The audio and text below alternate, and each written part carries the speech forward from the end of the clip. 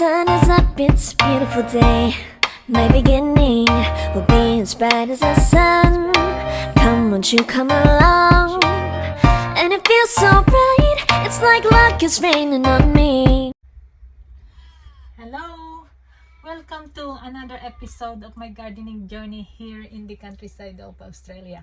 So for today's video, I'm gonna show you my flowering Christmas cactus. Look, my Christmas cactus started to have buds and they will flower very soon.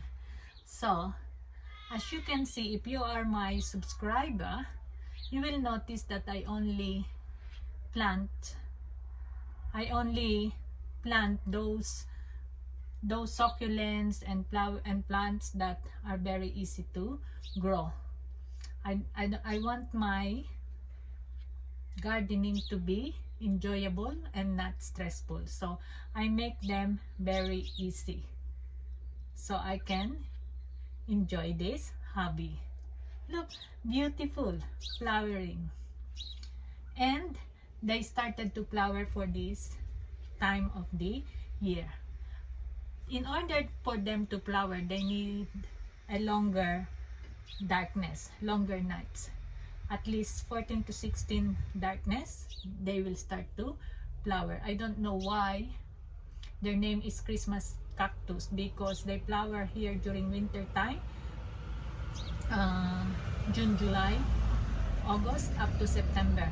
They will show you bountiful of flowers.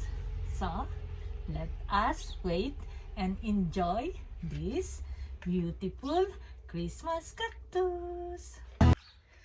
Thank you very much for being with me in this episode. Hope you learned something and you enjoy my Christmas cactus. Look.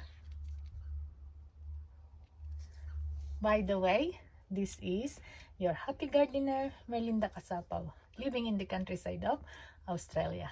Thank you very much. Bye-bye. See you in the next vlog. See ya.